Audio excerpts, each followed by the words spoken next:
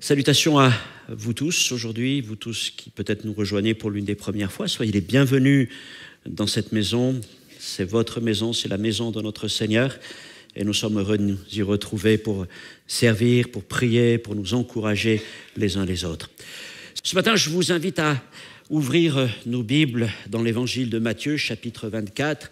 Et à vrai dire, si vous avez vos Bibles, je vous invite à faire ce petit effort, parce que ça va, le fait de lire dans le texte, mais aussi de voir où ça se situe, ça va vous faire autant de points d'ancrage pour vous, quand vous reviendrez, et vous pourrez associer plus facilement, je crois, ce que je vais dire à ce qui est écrit dans vos Bibles. Vous allez vous rappeler, vous pourrez même mettre peut-être quelques annotations. Sinon, vous suivez, si vous avez un écran, un téléphone ou autre, n'hésitez pas. Sinon, le texte ne va pas être projeté, mais voilà. Le titre de ce message, c'est « Le commencement des douleurs ». C'est une expression de Jésus que nous trouvons dans ce passage de Matthieu 24. Et cette expression, je vais vous expliquer pourquoi dans quelques instants, a à voir avec les douleurs de la femme enceinte. Nous savons que ces douleurs, les douleurs des contractions, les douleurs de l'enfantement, sont les plus terribles que l'on puisse subir. Et nous, messieurs, nous disons oui. C'est parce que les dames n'ont jamais eu de rhume. Donc elles ne savent pas ce qu'est l'accablement d'un homme lorsqu'il a de la fièvre ou...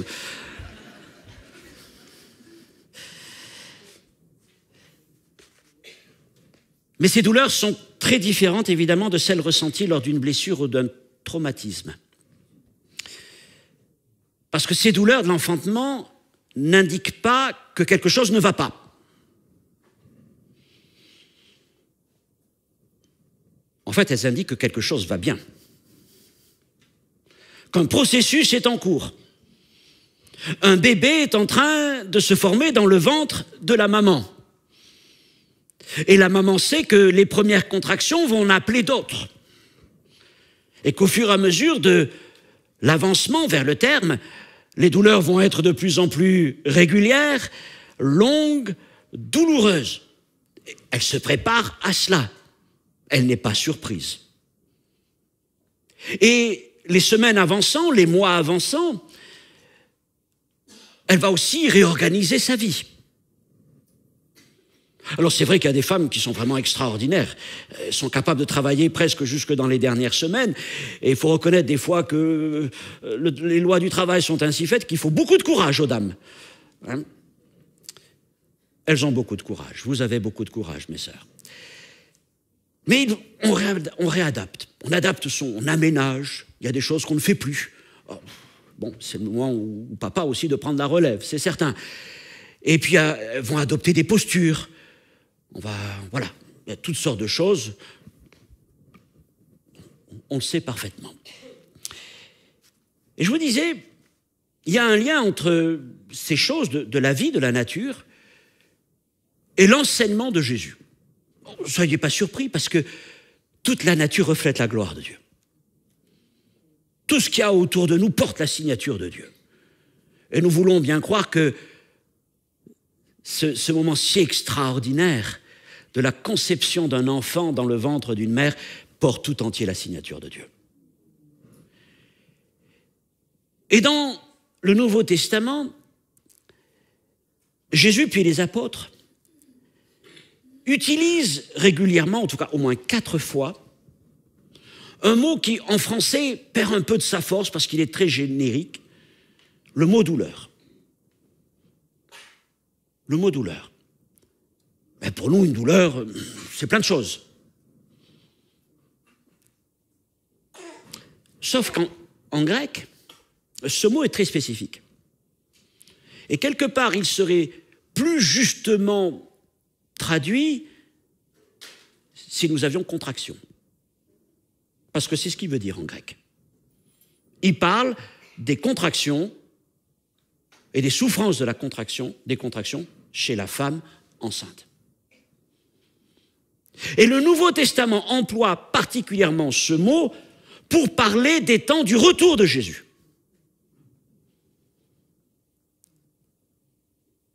C'est-à-dire que l'idée du retour de Jésus est associée à ce travail qui se passe dans le corps de la femme enceinte.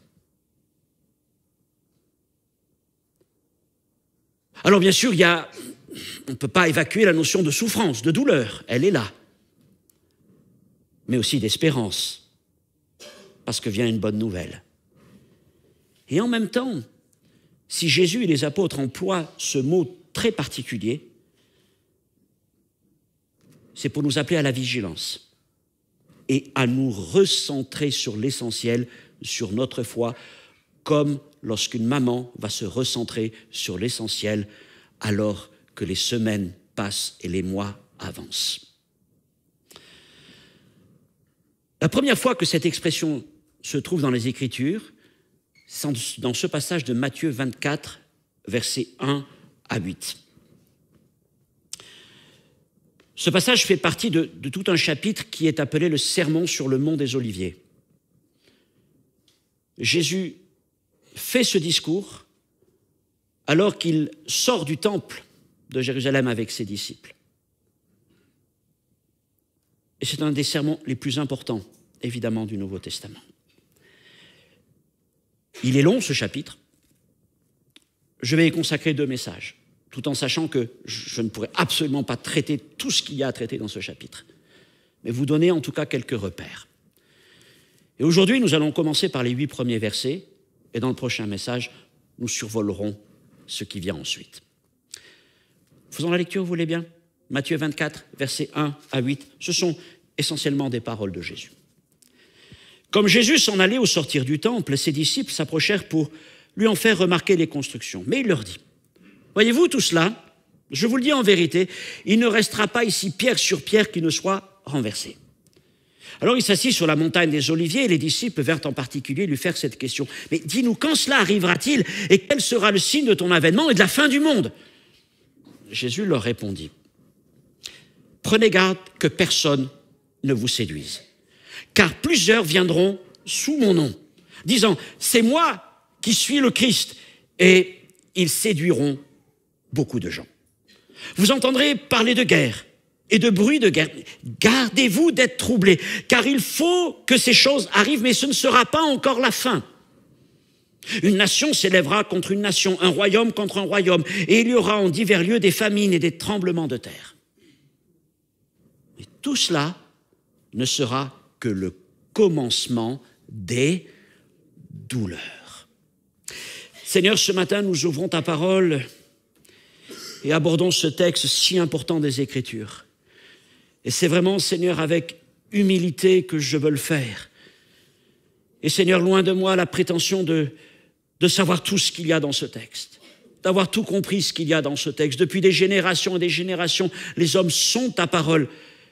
Et parfois, les interprétations s'entrechoquent. Seigneur mon Dieu, garde-nous dans ta pensée principale, que nous puissions ressortir, Seigneur, ce qui va nous encourager, nous faire du bien, nous édifier dans la foi. Ta parole est précieuse, Seigneur mon Dieu. Amen. Dans ces premiers versets, et encore plus dans ceux qui viennent, dans ce chapitre 24, Jésus annonce des choses très éprouvantes. Des choses qui concernent, au premier regard, le peuple juif dans la génération qui suit la sienne. Et il leur annonce que bientôt, le temple sera entièrement renversé. Il ne restera pas pierre sur pierre. Et il leur annonce aussi, un peu plus loin, qu'une très grande détresse s'abattra sur la nation. Comme ces propos peuvent être perturbants, mais sont d'une extrême importance.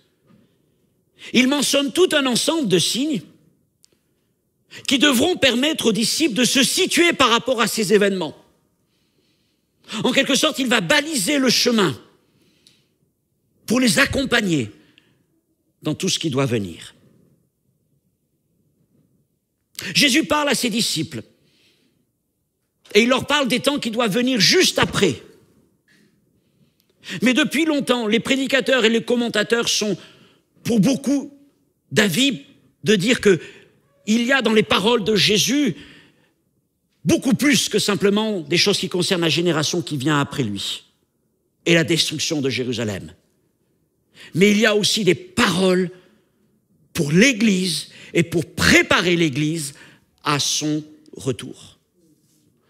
C'est comme si dans un seul message, dans un seul sermon, il y avait en quelque sorte une double trame, un même schéma, mais une double trame. Au début, les deux trames se confondent à peu près. Elles ne sont pas tout à fait sur le même plan. Si vous voulez, c'est comme si on avait deux fils qui sont là, un de couleur bleue et un autre d'une couleur rouge. Et au début, ils sont... Et puis, un va s'arrêter, celui qui concerne Israël, et l'autre va continuer, celui qui concerne l'Église. Mais tous les deux, au début, suivent le même chemin. Et aujourd'hui, nous allons, du coup, parler à la fois de choses qui concernent Israël, pour comprendre quand même ce que Jésus dit là, que ça a un impact directement sur les disciples, et puis aussi de voir comment ces choses nous concernent, à nous, qui sommes parvenus dans les jours qui précèdent le retour du Seigneur. Et ce que je vous montrerai aussi, c'est que pour décrire tout le processus, Jésus construit son discours en s'appuyant sur les phases de travail de la femme enceinte. C'est vraiment très intéressant à voir. Et aujourd'hui, nous nous arrêtons donc sur les 8 premiers versets qui finissent sur cette expression « le commencement des douleurs » et qui correspondent exactement à la première phase de travail qui est en fait appelée la phase de préparation et qui va amener ensuite l'avancement de la grossesse. Premier point, tout ce qui est sûr sera renversé. Quoi de plus sûr, de plus établi pour des Juifs de l'époque de Jésus que le temple de Jérusalem? Des décennies de travail acharné, de rénovation, d'embellissement ont fait de ce temple l'un des plus beaux bâtiments de l'époque. Il se dresse à Jérusalem comme un défi à toutes les idoles de Rome et du monde. C'est le lieu où on adore le Dieu unique et vivant d'Israël, qui n'a pas besoin d'une représentation de marbre ou de pierre pour être adoré. Et le temple est la fierté d'Israël. Aussi, quand les disciples quittent le temple avec Jésus, ils ne peuvent s'empêcher de lui en vanter la beauté. Regarde ce temple, regarde ces pierres, regarde ces ornements. Il est dit, ses disciples s'approchèrent pour lui en faire remarquer les constructions. Mais ils n'imaginaient pas du tout ce que serait sa réponse. Voyez-vous tout cela, je vous le dis en vérité, il ne restera pas ici pierre sur pierre qui ne soit renversé.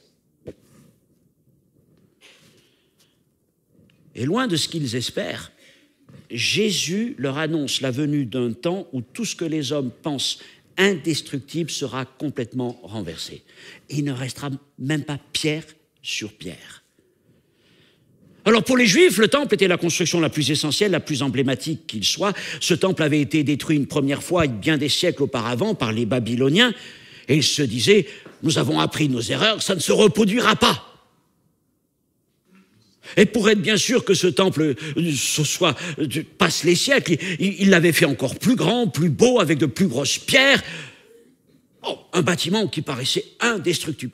Aucune armée ne pourrait en venir à bout. Et puis comment Dieu pourrait-il laisser un si beau temple être renversé? Pourtant, Jésus dit un peu plus loin, au verset 34, « Cette génération ne passera pas que tout cela arrive. » Et en l'an 70, 40 ans après Jésus, exactement comme il l'avait annoncé, les légions romains ont fait la conquête de Jérusalem, ont détruit la ville et ont brûlé le temple. Et il n'est pas resté pierre sur pierre qui ne soit renversé. Mais nous avons dit que ces paroles ne concernent pas uniquement la génération qui suit celle de Jésus. Mais ces paroles nous concernent aussi. Je vous rappelle la double trame qui est là. Et mes frères et sœurs, vient le moment où tout ce que nous croyons bien établi sera renversé à son tour. Et il ne restera pas de toutes ces choses pierre sur pierre. Gouvernement, frontières, prospérité économique, la douce qualité de vivre en Suisse. Tout ce en quoi les hommes se confient et placent leur fierté sera renversé. Aussi imposant, massif, indestructible que cela pourrait être. Mes frères et sœurs, bientôt, adieu, deuxième, troisième pilier. Placements bancaires, maisons, chalets, titres, or, abris anti-atomiques. Tout sera renversé et consumé. Alors la Bible nous invite plutôt à recevoir un royaume inébranlable. Hébreux 12, 28. Un royaume qui ne sera jamais détruit. Un royaume qui ne passera pas sous la domination d'un autre. Daniel chapitre 2. Un royaume où notre héritage demeurera pour l'éternité. Un héritage qui ne pourra ni se flétrir, ni se corrompre. Et Jésus dit dans Matthieu chapitre 6, verset 20, « Amassez-vous des trésors, où ? Dans le ciel. » Pas dans les coffres à Genève. Dans le ciel, où la teigne et la rouille ne détruisent point et où les voleurs ne percent ni ne dérobent. Où sont vos placements ? Oh, Dieu n'a rien contre le fait que nous ayons quelques placements sur terre, mais si toute notre espérance est dans les placements que nous avons sur terre, nous serons grandement déçus. Les meilleurs placements, les meilleurs rendements, c'est là-haut, auprès du Seigneur. Investissons dans le royaume de Dieu. Ça, c'est une garantie éternelle. Deuxièmement, des douleurs marqueurs des temps. Alors la réponse de Jésus, je dis, elle surprend, je pourrais même dire, elle saisit. Elle saisit les disciples et elle va les laisser sans voix pour un instant. Donc ils quittent le temple, ils vont descendre dans la vallée du Cédron et ils vont remonter en face la colline de Béthanie. J'ai fait la marche, je peux vous dire, quand vous arrivez au sommet de la colline de Béthanie, vous avez eu le temps de réfléchir, hein, et vous l'avez senti passer la montée. Et pendant tout ce temps, ils vont réfléchir à tout ce que Jésus a dit. Vous savez, quand on reçoit une nouvelle qui vient remettre en cause tout ce qu'on croit bien établi.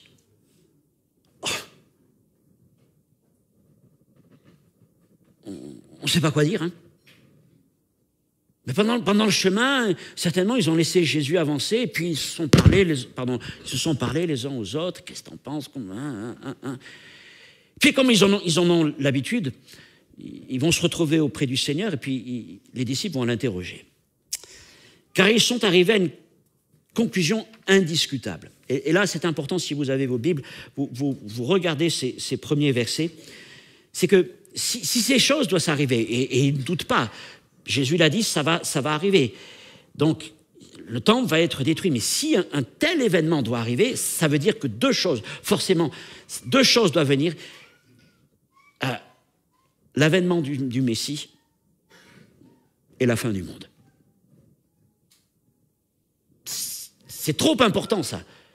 Ça veut dire que là, l'avènement du Messie, le Messie et la fin du monde. Mais quand il lui pose ces questions, dis-nous quand cela arrivera-t-il, verset 3, et quel sera le signe de ton avènement et de la fin du monde ?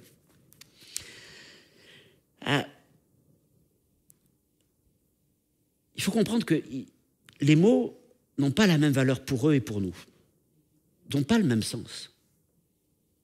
Nous lisons une chose, mais eux, ils avaient posé une autre question. Les mêmes mots. Ouais, mais ils ne les comprenaient pas pareil. Alors, le mot « avènement », c'est le mot qui est traduit ensuite, que Paul reprend dans les épîtres pour parler du retour de Jésus, notamment dans la première et deuxième aux Thessaloniciens, c'est le mot « parousia ». On l'a déjà étudié, parousia, le retour de Jésus. Le mot veut dire retour, avènement, voilà, l'arrivée d'un personnage imminent, la présence d'un personnage imminent. Ok. Donc, nous, en tant que chrétiens, quand on lit ça, quel sera le signe de ton avènement ? Pour nous, ça veut dire le signe du retour de Jésus. mais je ne pense pas que ce soit ce que les disciples avaient en tête. Et je vais vous montrer pourquoi. Tout simplement parce que Jésus ne leur a pas encore parlé de son retour. Il le fait dans le chapitre qui vient là. Et puis il le fait un peu plus loin lorsqu'ils sont dans la chambre haute, quelques jours plus tard, dans Jean 14. Donc il ne leur a même pas parlé de son retour. Mais je voudrais vous faire aussi remarquer que ces gens qui devraient comprendre là, puisque nous, chrétiens, on dit qu'il est question du retour de Jésus, eux, ils ne savent même pas que Jésus doit revenir, mais ils n'ont même pas compris que Jésus doit mourir à la croix, qu'il doit ressusciter et qu'il doit remonter du Père, auprès du Père. Alors, eux qui n'ont même pas compris la Pâque, ils doivent déjà avoir compris que Jésus va revenir. Bon, vous voyez que ce n'est pas possible. C'est-à-dire que le mot avènement n'a pas le même sens pour eux que pour nous. Alors, je dis que notre sens, on peut faire la lecture. Oui, ça parle du retour de Jésus. Mais il faut comprendre que pour les disciples, ça ne voulait pas dire la même chose. Et pour eux, quand ils parlent de l'avènement du Messie, en fait, ils parlent de la révélation de Jésus en tant que Messie d'Israël. Rappelez-vous, c'est leur question constante. Quand est-ce que tu rétabliras ton royaume? Quand est-ce que tu vas te manifester comme le Messie que nous attendons, le Messie conquérant, le Messie libérateur? Et c'est encore cette question. Si le temple doit être renversé, il faut quelque chose qui se passe. Donc ça veut dire que le Messie d'Israël va venir. Et quand il parle de la fin du monde, alors nous avons une façon d'interpréter, mais qui n'est pas la leur. Le mot « monde » ici, ça ne parle pas de distance géographique, c'est un mot « éon » qui parle d'époque, de temps. Et quand il dit la fin d'un temps, beaucoup des versions contemporaines, françaises, anglaises, regardez, emploient plutôt la fin d'un temps. Et le temps, c'est quoi? C'est le temps du temple. Si le temple doit disparaître, mais c'est tout notre monde qui s'écroule. Vous comprenez? On réalise. D'ailleurs, qu'est-ce qui s'est passé? Le temple, Jérusalem a été détruit, le temple a été détruit, le peuple a été emmené en captivité, c'est le commencement de la diaspora, c'est la fin d'Israël depuis presque 2000 ans. Donc pour eux, c'était vraiment... Ils ne savaient pas, mais oui, ça serait la fin d'un monde, mais de leur monde. Nous le lisons comme la fin du monde qui est là. Mais pour eux, c'était la fin de leur temps, de leur époque. Et c'était certain, oui, si le temple venait à disparaître, leur civilisation, en quelque sorte, allait disparaître.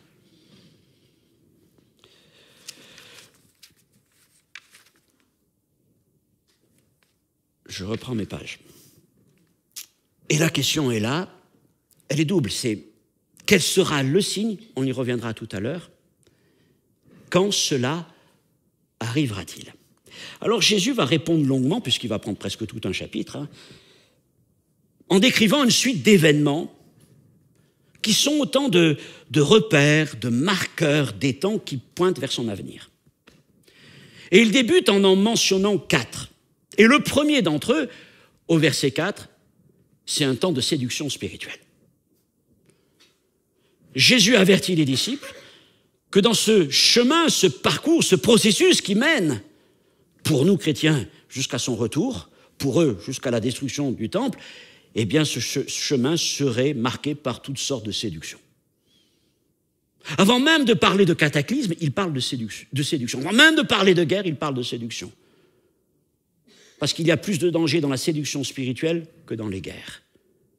Et c'est tellement important que Jésus, par 3 fois dans ce chapitre, revient sur cette question.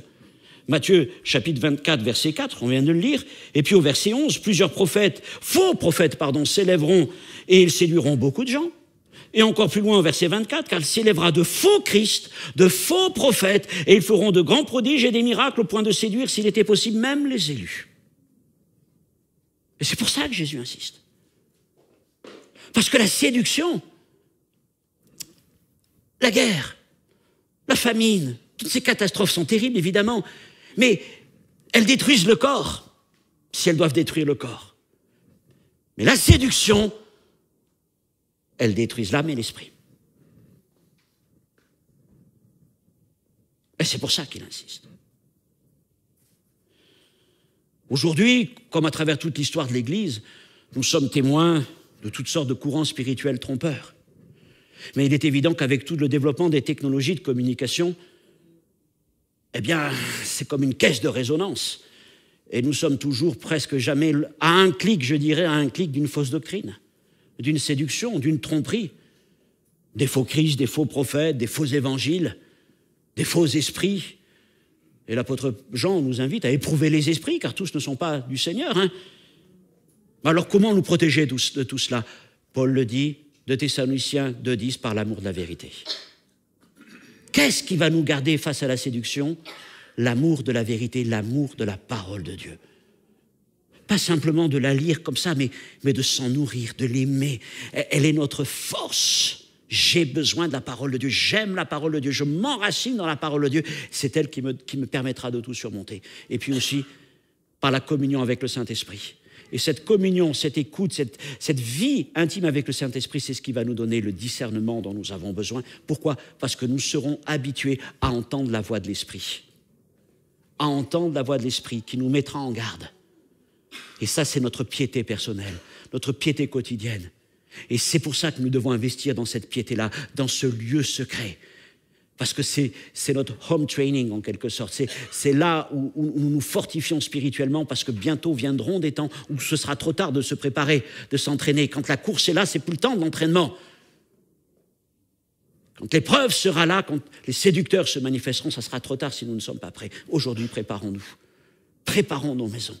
Préparons nos cœurs, parce qu'ils ne manqueront pas de se manifester. Premier signe donc, premier avertissement des séductions spirituelles. Et puis ensuite, Jésus nous parle de tout un ensemble de souffrances dans le monde, dans les versets qui suivent, versets 6 et 7. Et il parle de guerre et de rumeurs de guerre, une instabilité politique. Oh, on ne va pas faire de politique aujourd'hui. Mais il est évident que nous sommes rentrés dans un cycle d'une grande instabilité. Les alliances se défont. Même nos hommes politiques ne savent plus. Ils sont perdus. Les famines parlent de crise économique, de manque de ressources, les tremblements de terre, des catastrophes naturelles. Oh, toutes ces choses sont inquiétantes. Pour autant, Jésus nous dit de ne céder ni à la panique, ni aux théories alarmistes. Et de nous garder d'être troublés. Je vous ai dit tout cela. Et il nous a dit ces choses pour que nos cœurs restent ancrés dans la confiance dans sa parole. Mais deuxièmement, face à l'ensemble de ces signes, et frères et sœurs, et il faut le reconnaître, ces signes n'ont rien de nouveau. Ces éléments ne sont pas liés à notre époque, spécialement. Il suffit de se rappeler de nos cours d'histoire pour savoir que toutes ces choses ont accompagné toute l'histoire de l'humanité. Et on sait bien que même les événements que nous vivons aujourd'hui, parfois ne sont rien à ce qui ont été vécus dans le temps passé. Alors on peut même parler de la pandémie de Covid, mais on sait que la pandémie de Covid, finalement, est restée quand même peu de choses par rapport à la grippe espagnole de 1918. Et encore moins par rapport aux grandes périodes de peste bubonique à la fin du Moyen-Âge qui ont quasiment éradiqué un tiers de la population en Europe. Donc des choses terribles, il y en a eu, des guerres, il y en a eu, ça n'a pas manqué, et des guerres effroyables, des boucheries terribles. Alors on pourrait dire, mais du coup, pourquoi le Seigneur nous dit ça? Parce que c'est le lot de l'humanité. Pourquoi est-ce qu'il met ça en avant? D'abord, il nous dit, ça ne sera pas la fin. On l'a lu, ça ne sera pas encore la fin. Vous ne pensez pas, ça c'est important. Mais ces choses sont comme, je dis, des marqueurs le long du chemin, des rappels qu'un processus est en cours. Un processus qui ne s'arrêtera pas, un processus qui ne pourra pas être arrêté. Mais en même temps, il nous dit ces choses, aussi intenses soient-elles, dramatiques soient-elles, ne sont ni la fin, parce qu'elles ne sont que le commencement. Le commencement des douleurs. Et ça me permet maintenant de revenir à ce parallèle avec les douleurs de la grossesse. Troisièmement, des douleurs précurseuses. Les gynécologues identifient plusieurs phases dans le travail de la grossesse. Je simplifie. La phase de préparation, le début du travail, le travail actif et l'expulsion. Voilà, en gros, 4 phases, on pourrait peut-être en mettre plus, mais en gros, 4 phases principales. Aujourd'hui, nous nous arrêtons sur la première. Dans le prochain message, on verra les autres. Mais aujourd'hui, nous parlons de cette première phase, la phase de préparation. Et nous apprenons que les premières contractions débutent dès le 2e trimestre de grossesse. Et cette phase de contraction est appelée les contractions de Braxton Hicks. Peut-être, mesdames, vous avez entendu parler de ça. Donc des contractions du 2e trimestre, à partir du 4e, 5e mois. C'est encore assez tôt, n'est-ce pas? Ce sont des contractions irrégulières, peu douloureuses, qui ne vont pas déclencher le travail parce qu'elles sont préparatoires. Elles préparent l'utérus. Elles sont préparatoires.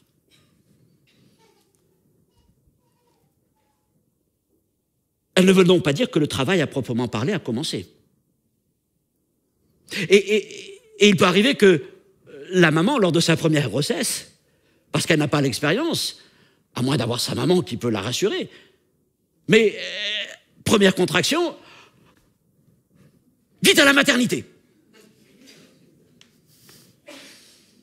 Ça vous est arrivé? Et là, je pense que les infirmières ont l'habitude. Avec gentil, bon, s'il faut faire un petit monitoring, on fera un monitoring, mais en gros, c'est pas le moment. Rentrez à la maison. Rentrez à la maison, vous êtes à peine à la moitié du processus. C'est normal, il n'y a rien... Voilà. Bon, on apprend ça. Eh bien, c'est la même chose avec ce que Jésus nous dit là, dans ces premiers versets. Tout en parlant de guerre, de bruit de guerre, de famine, de tremblement de terre, Jésus précise donc bien que ces choses n'ont rien à voir avec la fin, mais qu'elles ne sont que le commencement des douleurs. Autrement dit, oui, elles sont des rappels qu'un processus est en marche, que le plan de Dieu suit son cours, mais on n'y est pas encore. On n'y est pas encore. Autrement dit, ces signes, ces commencements sont préparatoires, ils sont annonciateurs, mais ils ne sont pas à proprement parler les contractions de travail, et ils ne sont certainement pas la fin en soi et l'aboutissement. Ce ne sera pas encore la fin, ce n'est que le commencement. Et ces signes dont nous venons de parler, que Jésus mentionne, appartiennent donc à ce qu'on pourrait appeler la première phase du travail de grossesse, les contractions de Braxton Hicks chez la femme. Autrement dit, ces choses, séduction spirituelle, guerre, bruit de guerre, tremblement de terre, famine, ne doivent pas être interprétés comme les signes immédiats du retour de Christ. On pourrait même dire qu'ils sont des non-signes du retour de Jésus. Mais c'est normal que ça se passe. Mais ça ne veut pas dire que Jésus est là. Ah, mais qu'avons-nous vu? Les tours sont tombées à New York, le Seigneur est là. Alors on s'est tous précipités à la maternité.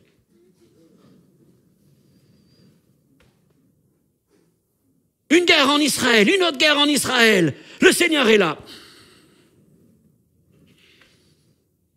Une épidémie, le Seigneur est là. Retournez. Un tremblement de terre, d'autres tremblements de terre, de plus en plus de tremblements de terre. Il faut dire qu'on n'a jamais eu autant de sismographes. Et combien de fois les chrétiens se sont précipités? Je ne veux pas me moquer, mais je veux comprendre ce que Jésus nous dit là.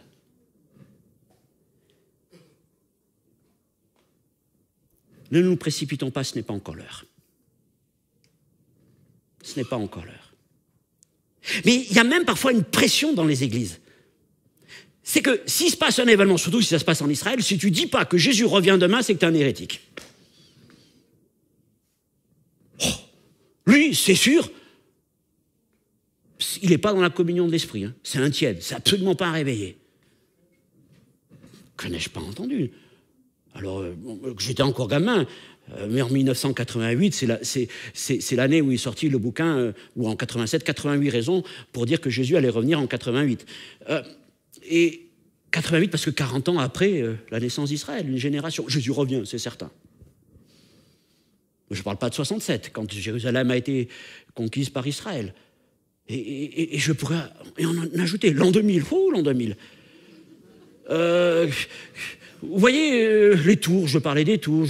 Il y a quelques années, en 2015, c'était les lunes rouges. Alors là, les lunes sont rouges, c'est sûr, le Seigneur revient. Et il y a des gens qui ont écrit des bouquins et des bouquins et des bouquins sur ça. Et si vous n'étiez pas d'accord, alors c'est sûr que vous étiez quelqu'un qui n'était vraiment pas aligné avec le Seigneur. Vous savez ce que ça produit au bout du compte? un désintérêt pour les choses qui concernent le retour de Jésus. C'est-à-dire qu'en fait, il y a une espèce de, en anglais, disbelief, on ne veut plus en entendre parler, on ne croit plus, voilà, c'est tout ça. Et aussi une très mauvaise réputation pour les chrétiens. Quand j'étais en Moldavie cette semaine, donc, il y avait un pasteur de Thessalonique en Grèce. Alors il m'expliquait un peu la situation, il me disait déjà, être chrétien de Pentecôte en Grèce, c'est mal vu, parce que pour les Grecs, un grec qui est grec, il est orthodoxe. C'est comme ça. Alors que s'il est pentecôtiste, déjà, c'est... Mais en plus, les pentecôtistes, il me dit, mais on a cette réputation d'avoir annoncé tellement de fois le retour de Jésus que les gens ne nous prennent plus du tout au sérieux. Les gens ne nous prennent plus au sérieux. On a une très mauvaise réputation à cause de ça. Ok. Mais ça ne veut pas dire que ne viendra pas un moment où d'autres signes plus clairs se manifesteront pour dire que l'heure est réellement proche. Et c'est le point suivant. Comme la femme apprend à reconnaître et à discerner les contractions entre contractions préparatoires et puis les contractions qui vont amener le travail, eh bien, nous devons, nous aussi, en tant que chrétiens, enracinés dans la parole de Dieu, conduits par l'Esprit, nous devons apprendre aussi à discerner entre les contractions de préparation qui appartiennent au commencement des douleurs et à celles qui vont véritablement annoncer que le travail est en cours et que Jésus revient. Alors comment fait-on la différence? Parce que du coup, on ne sait plus comment faire la différence. Je pense que Jésus nous donne un bon indice. Et si vous avez vos Bibles, je vous invite à regarder, et comme ça, vous l'aurez flashé, ça sera mieux, parce que entendre et voir, ça aussi, ça aide à retenir. Au verset 6 et 7, Jésus emploie un verbe, vous entendrez. Vous entendrez des guerres, du bruit de guerre, des famines, des tremblements de terre, en divers lieux. Et ça, c'est quoi? Ça, c'est ce que j'appellerais le brouhaha de l'histoire. Le bruit de l'histoire de l'humanité. Amplifié aujourd'hui par les réseaux sociaux, par les médias de toutes sortes. Dès qu'il y a quelque chose qui se passe à l'autre bout du monde, on le sait à l'instant même, souvent de façon déformée. Je ne peux que vous inviter à double-checker les faits qu'on vous rapporte, surtout quand ça vient de sources dont voilà, ça vous arrive, hein, ça peut arriver de toutes parts. Soyez prudents comme des kilomètres de serpents, dirait presque le Seigneur. Ne vous laissez pas embarquer dans toutes sortes d'histoires. Parce que des choses qu'on peut en entendre. On peut entendre beaucoup de choses. Des événements plus ou moins lointains en divers lieux. Multitude de bruits. Et ça ne manque pas, il y a de plus en plus de bruit. Des fois, on est tellement saturé par le bruit. Ça n'arrête pas. Ça n'arrête pas de quoi nous faire tourner la tête. Et puis, si vous regardez un peu plus loin, et ça sera vers quoi nous irons la prochaine fois, au verset 15, ça change. Ce n'est plus lorsque vous entendrez, mais lorsque vous verrez. Ou voir. Ça, c'est plus fort. Lorsque vous verrez, vous serez vraiment les témoins, ça va se passer. Alors là, ça sera le temps d'aller à la maternité. En fait, Jésus va dire aux Juifs, on le verra, ça sera le temps de fuir. Parce qu'une grande détresse va venir. Ce sera le temps de la grande détresse. Je spoil un peu mon prochain message. Vous savez, le mot détresse, c'est des fois, pour ça je pense qu'on travaille, le texte est toujours travaillé dans les traductions de mieux en mieux, parce que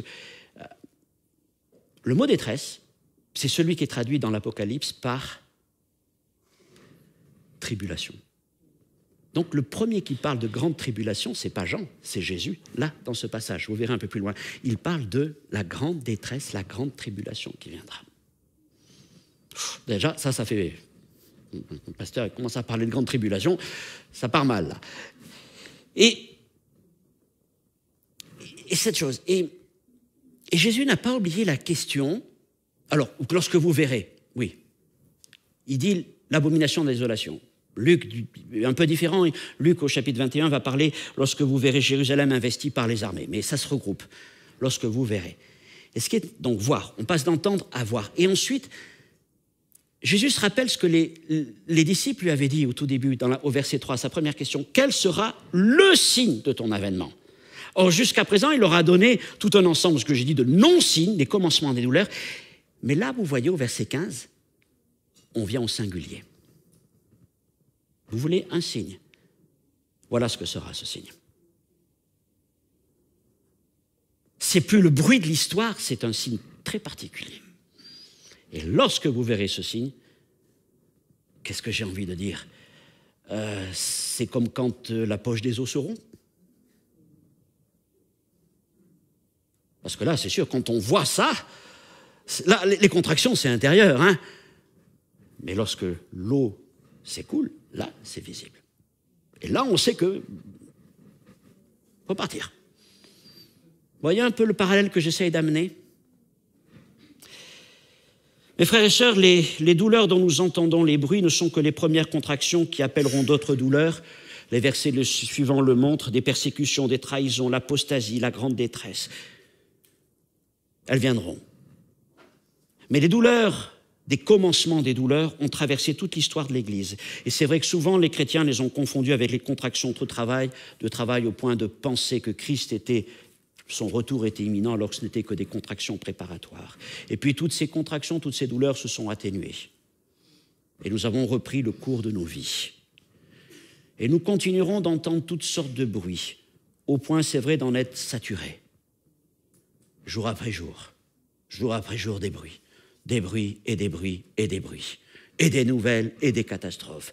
Mais nous ne devons pas nous laisser troubler par ce que nous entendons. Ce n'est pas encore la fin, ce n'est que le commencement des douleurs, même si nous avançons vers le terme. Mais tout changera en un instant lorsque les hommes verront. Vous allez me dire, mais si ces commencements n'annoncent rien de particulier, parce que finalement ils n'annoncent rien de particulier, en quoi ça nous est utile que Jésus nous dise tout ça? Parce que finalement c'est toute l'histoire de l'humanité. Ben pour moi, 2 raisons. Je vous l'ai dit tout d'abord pour nous rappeler qu'un processus est en cours. Le processus est là. Et par ailleurs, Paul dit que la création souffre elle aussi de douleur de l'enfantement parce que la création aussi est témoin de tout ce qui se passe. Et la deuxième chose, c'est que toutes ces douleurs, ces commencements des douleurs sont comme des rappels qui prépare à l'accouchement, la femme, mais qui prépare l'Église. En tout cas, pousse l'Église à se préparer spirituellement. Tous ces événements qui sont là doivent nous ramener vers l'essentiel, vers Jésus-Christ. Et c'est mon dernier point final, en conclusion, un appel pressant. Pourquoi Jésus mentionne-t-il ces commencements s'ils ne sont finalement que les non-signes de l'histoire? Premièrement, pour nous avertir. Oui, il nous avertit. C'est vrai, des guerres et des catastrophes arriveront, mais il nous demande de ne pas être troublés. Il est dit plusieurs fois, notamment au sujet de Noé, qu'il a été comme divinement averti. Eh bien, nous sommes divinement avertis par Jésus. Nous ne sommes pas surpris. Nous ne sommes pas surpris. Ça ne veut pas dire que nous sommes indifférents. Il y a une tristesse dans nos cœurs de toutes ces choses, parce que ce sont des douleurs, ce sont des souffrances, mais nous ne sommes pas surpris, nous ne sommes pas troublés, nous n'allons pas nous effondrer dans notre foi, parce qu'il y a ces choses qui se passent. Sont le témoin de l'œuvre du péché dans le cœur de l'homme et de la société. Deuxièmement, pour nous prémunir des conclusions hâtives.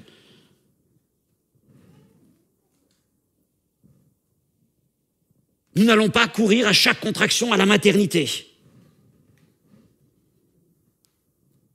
Malheureusement, certains croyants pensaient très spirituels en voyant dans chaque crise mondiale ou événement une preuve que, ça y est, Jésus est là.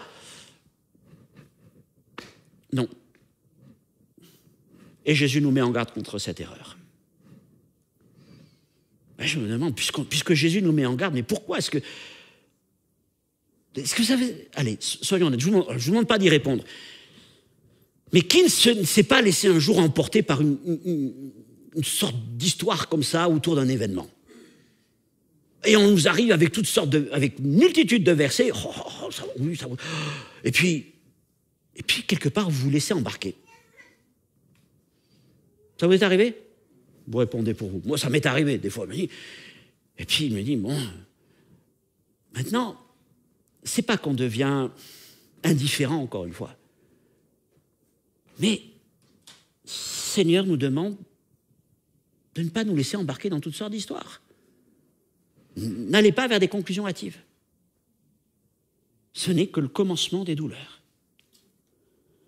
Alors pourquoi? Pourquoi donc? Afin de nous préparer spirituellement. Mais dans quel sens? Eh bien, ces commencements des douleurs, c'est un appel à la vigilance. C'est une parole que Jésus donne un peu plus loin, à la fin de la parabole des Vierges. Veillez donc, puisque vous ne savez ni le jour ni l'heure. Veillez. C'est aussi un appel à la sanctification. Alors que nous percevons les contractions, nous devons opérer un recentrage de notre foi et de notre vie chrétienne sur l'essentiel. Mes frères et sœurs, tout comme il y a des activités incompatibles avec une grossesse avançant, il y a de plus en plus d'activités mondaines incompatibles avec la vie chrétienne, alors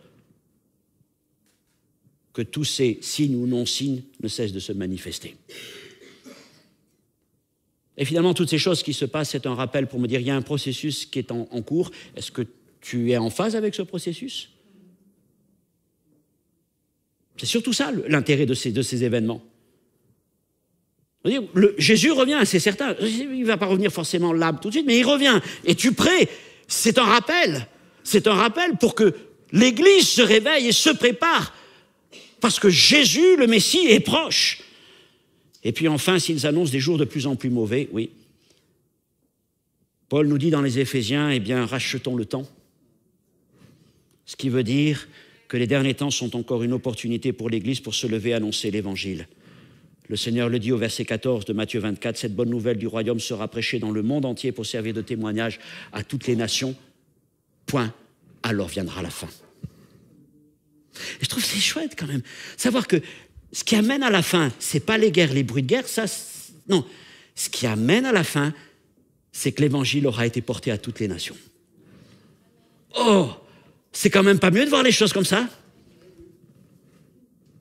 Que Dieu nous donne la force alors d'accomplir notre mission.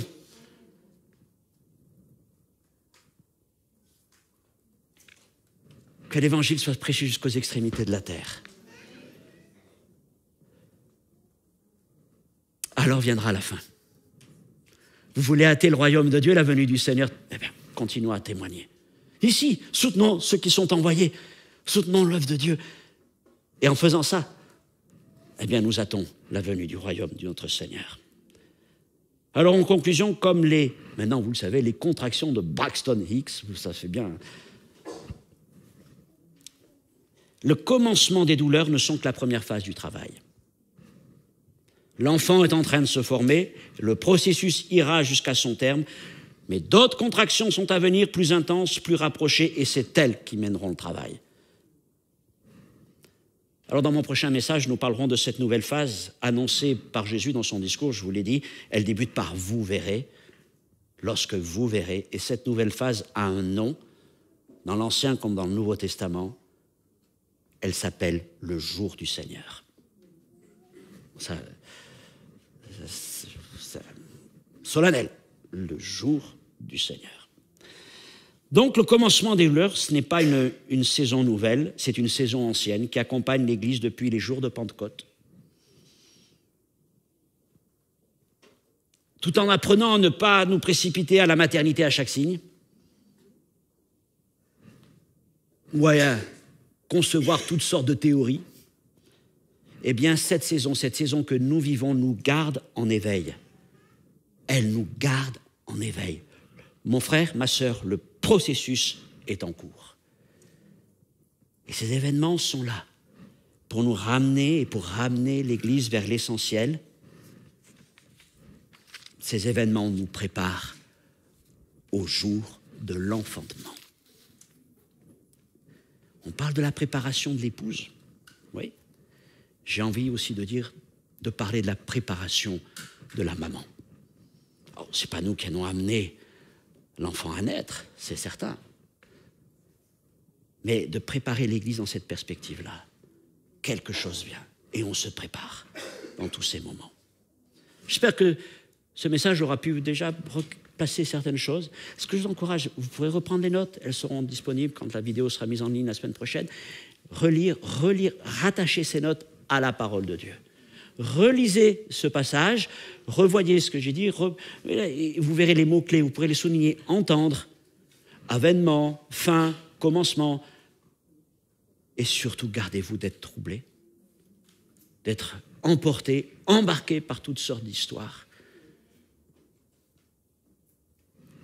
Mais soyons prêts parce qu'un jour, les hommes verront. Les hommes verront.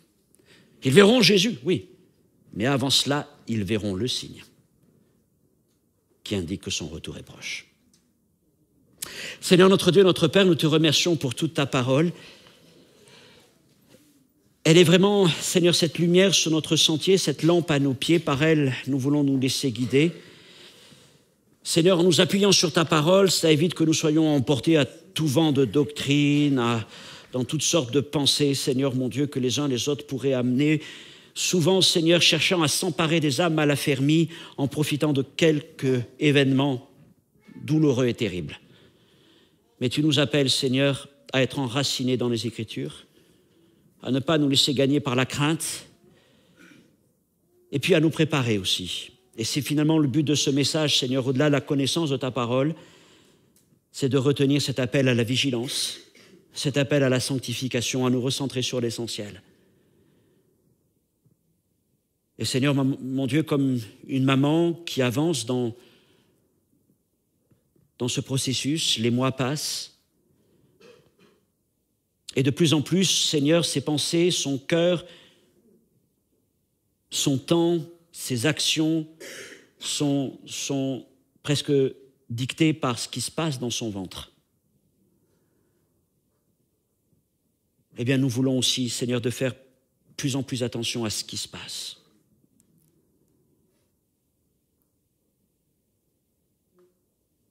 Et Seigneur, j'ai cette image qui me vient sur mon cœur.